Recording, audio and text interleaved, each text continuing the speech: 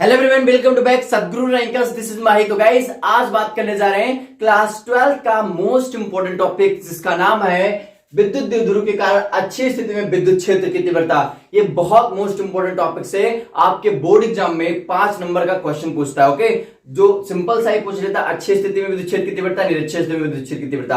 आज हम बात करेंगे अच्छी स्थिति में विद्युत क्षेत्र की तीव्रता। ओके, सपोज कीजिए हमारे पास कोई बिंदु है, इसको मान लीजिए ये आपके पास कोई बिंदु ए है और ये आपके पास कोई बिंदु बी है। ठीक है, और सिंपल सा ये इसका मध्य बिंदु ओ है, इसका मध्य बिंदु ओ है। इन दोनों को मैं आपस में मिला लेता हूं। ठीक है, और यहां पे मध्य बिंदु से कोई हमारे मध्य बिंदु से हम लेते हैं, तो कोई बिंदु हमारे पास यहां पे, मान लीजिए यहां पे कोई बिंदु पी है। ठीक है, यहां पे सपोज कीजिए कोई बिंदु पी है जिसकी विद्युत क्षेत्र की, इसको मैं मिला लेता हूं, इसको भी सिंपल सा।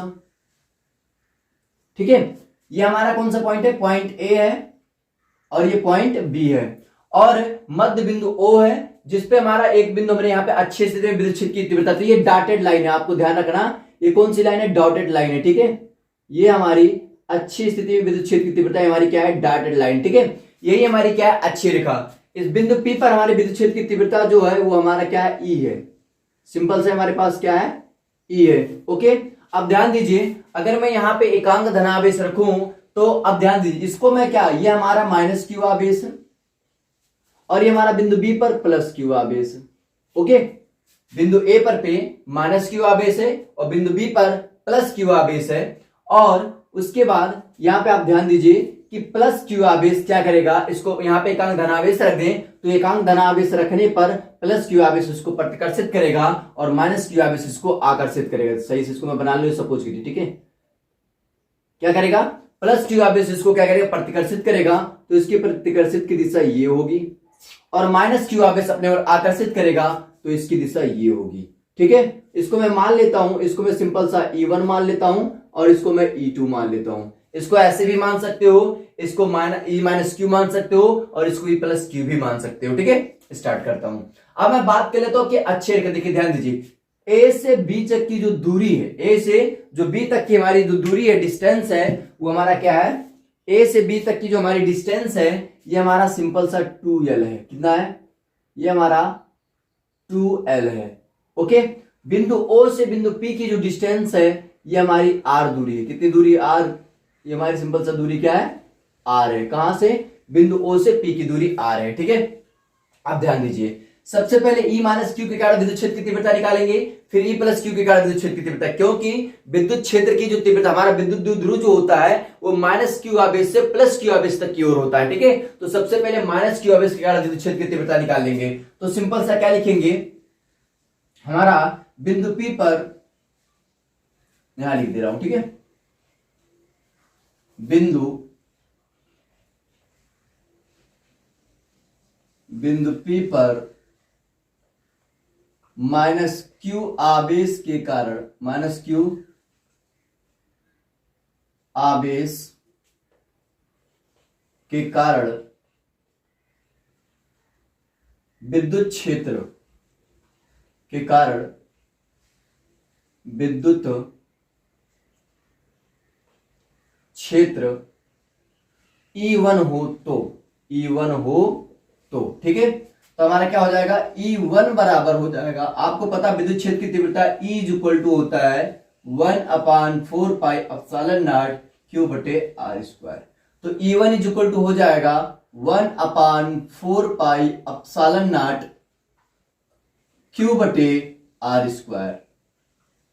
तो यहां R स्क्वायर ना रख करके डायरेक्ट इसका डिस्टेंस देखते हैं। तो माइनस क्यू आवेश, तो माइनस क्यू आवेश क्या है? माइनस क्यू आवेश से P की दूरी, तो मतलब A से P है। क्या है? A से P का स्क्वायर। इसका डिस्टेंस क्या हो जाएगा? A से P का स्क्वायर। दिशा में बात कर लेता हूं, तो दिशा क्या है? P से B की ओर। दिशा मोस्ट इंपॉर्टेंट है। ठीक है, इसकी जो दिशा हो जाएगी, ये इसकी दिशा है P से, हमारा P से A की ओर, P से A की ओर, इसका हमारा क्या हो जाएगा? दिशा हो जाएगा। ठीक है, उसके बाद ध्यान दीजिए, फिर E1 इज इक्वल टू हमारे पास हो जाएगा 1/4 पाई एप्सिलॉन नॉट Q बटे AP की जो डिस्टेंस है उसको हम ध्यान देते हैं। जैसे ये हमारा 2l है, तो हम OA और OB की बात करें तो हमारा OAL हो जाएगा और ये हमारा OB क्या हो जाएगा, ABL हो जाएगा और LL आपस में जुड़ जाएगा तो 2l हो जाएगा। ठीक है, ध्यान दीजिए O से P की जो डिस्टेंस है R है, क्या है, R है। ये देखो यहाँ पे ध्यान दे रहे हो, यहाँ पे ये मैंने लिखा है, ये ध्यान दो, यहाँ पे लिखा था, ये सिंपल से यहाँ लिख दे रहा हूं मैं।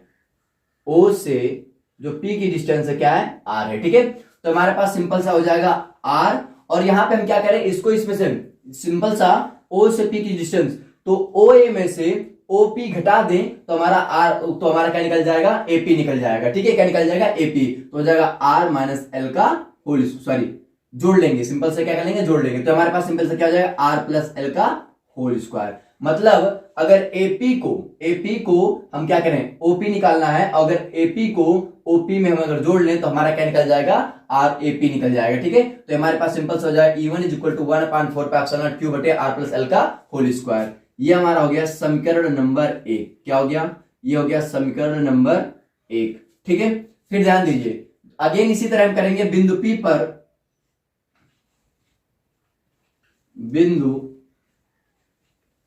P पर प्लस Q आवेश के कारण, प्लस Q आवेश के कारण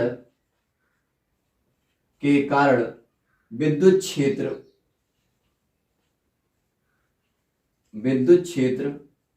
E2 हो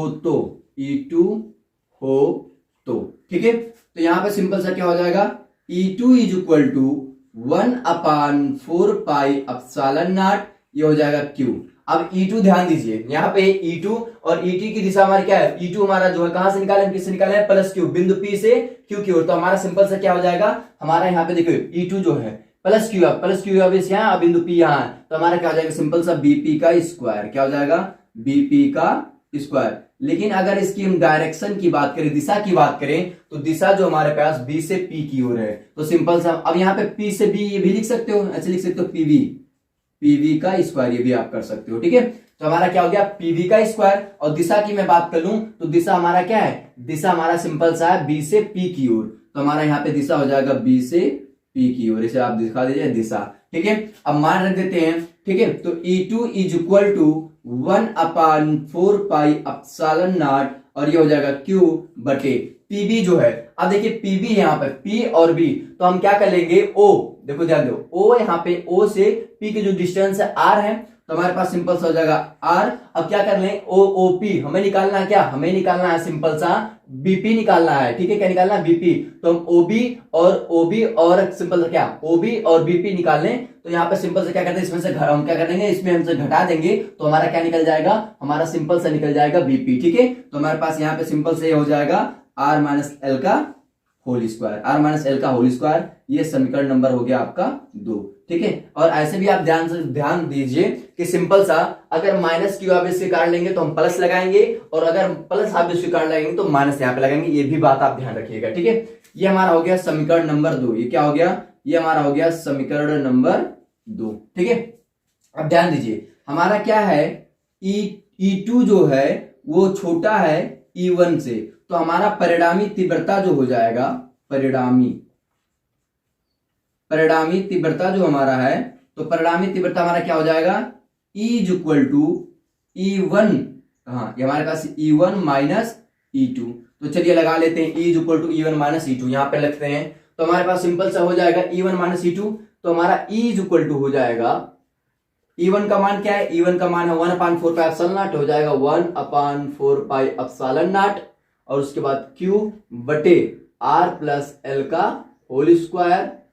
ठीक है, माइनस हमारे पास E2 है, E2 क्या है, 1/4 पाई एप्सिलॉन नॉट Q बटे R माइनस L का होल स्क्वायर।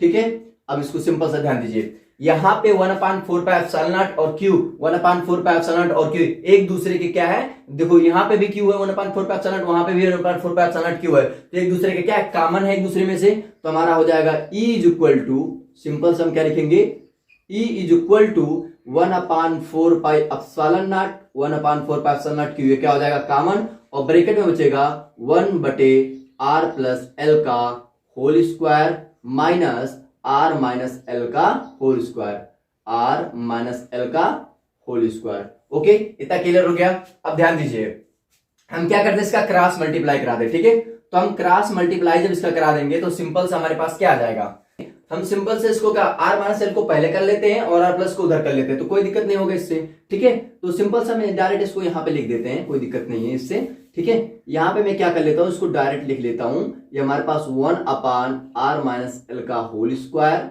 ठीक है, और -1/r+l का होल स्क्वायर, ठीक है, ये हो गया। अब ध्यान दीजिए, अगर मैं इसको क्या करूं, क्रॉस मल्टीप्लाई करा दूं, तो क्रॉस मल्टीप्लाई कराने पर हमारा हो जाएगा E = 1/4πε0 और ये हो जाएगा Q। अब हम ऐसे भी लिख सकते हैं, यहाँ पे सिंपल से ध्यान दीजिए, ये हमारे पास ये हो जाएगा, इसका मल्टीप्लाई करा, क्रॉस मल्टीप्लाई करा देंगे तो हो जाएगा r+l का होल स्क्वायर माइनस r-l का होल स्क्वायर, और बटे में हमारा क्या आ जाएगा, देखिए बटे में हमारा आ जाएगा r का स्क्वायर माइनस l का स्क्वायर का होल स्क्वायर, ठीक है। अब देखिए एक फार्मूला होता है r+l का होल स्क्वायर माइनस r-l का होल स्क्वायर, ठीक है। ये होता है हमारे पास इक्वल a+b का होल स्क्वायर माइनस a-b का होल स्क्वायर बराबर होता है 4ab के, ठीक है। तो इसको हम क्या देंगे, इसके जगह क्या देंगे 4ab, तो हमारा हो जाएगा E = 1/4πε0Q और ये हमारा हो जाएगा 4ab। तो ab ना लिख करके 4rl कर देंगे तो हमारे पास सिंपल से हो जाएगा 4rl बटे का r का स्क्वायर माइनस l का स्क्वायर का होल स्क्वायर, ठीक है। अब 4rl को q के साथ सेपरेट कर लेते हैं तो हमारे पास हो जाएगा E = 1/4πε0 और q इसके साथ चला जाएगा तो हमारे पास हो जाएगा 2ql इंटू 2r बटे r का स्क्वायर माइनस l का स्क्वायर का होल स्क्वायर, ठीक है। अब देखिए यहाँ 2ql जो है, तो सिंपल सा यहाँ पे 2ql जो है बराबर है किसके, p के, क्योंकि विद्युत द्विध्रुव आघूर्ण क्या होता है, विद्युत द्विध्रुव आघूर्ण बराबर होता है हमारा 2ql जो होता है p बराबर होता है 2ql, तो p की जगह क्या रख देंगे, 2ql की जगह p रख देंगे तो हमारे पास हो जाएगा E = 1/4πε0, ये हो जाएगा 2pr बटे r का स्क्वायर माइनस l का स्क्वायर का होल स्क्वायर। ये होता है हमारा विद्युत क्षेत्र, ये हमारा होता है अक्षीय रेखा में विद्युत क्षेत्र की तीव्रता, ये हमारी क्या होती है, अक्षीय रेखा में विद्युत क्षेत्र की तीव्रता। लेकिन अगर हमारा 2l बहुत छोटा हो r से, अगर 2l बहुत छोटा होगा r से तो मतलब l क्या हो जाएगा, नगण्य हो जाएगा, तो ये ना के बराबर हो जाएगा। यहाँ पे पावर 2 है, यहाँ पे पावर 2 है, तो पावर पावर आपस में जुड़ जाएगा तो क्या हो जाएगा 4r। तो इस सिंपल से हमारे पास क्या हो जाएगा, ये हमारा हो जाएगा E = 1/4πε0, हो जाएगा 2pr और ये पावर जुड़ जाएगा तो हो जाएगा r पे पावर 4, एक r से एक r कैंसिल हो जाएगा तो हमारे पास बचेगा क्या, E = 1/4πε0 हो जाएगा 2p बटे का r3, 2p बटे का r3, और 2p बटे r का क्यूब यही हमारा होता है अक्षीय रेखा में विद्युत क्षेत्र की तीव्रता, ये हमारी होती है अक्षीय रेखा में विद्युत क्षेत्र की तीव्रता। हम बात कर लेते हैं कि सिंपल सा विद्युत क्षेत्र, अक्षीय रेखा में विद्युत क्षेत्र की तीव्रता किसे कहते हैं, ठीक है। तो विद्युत द्विध्रुव के दोनों आवेशों के मिलाने वाली रेखा को हम क्या बोलते हैं, अच्छी स्थिति में विद्युत क्षेत्र की तीव्रता बोलते हैं, ठीक है। देखिए विद्युत द्विध्रुव के दोनों आवेशों के मिलाने वाली रेखा क्या है, P है, तो विद्युत द्विध्रुव के दोनों आवेशों के मिलाने वाली रेखा को हमारा क्या कहते हैं, अच्छी स्थिति कहलाती है, ठीक है। मिलता हूं नेक्स्ट वीडियो में। Keep learning and keep exploring, wish you all the best. Thanks for watching this video and thanks for connecting Sadguru anchors. Share this video with maximum people. Love you all.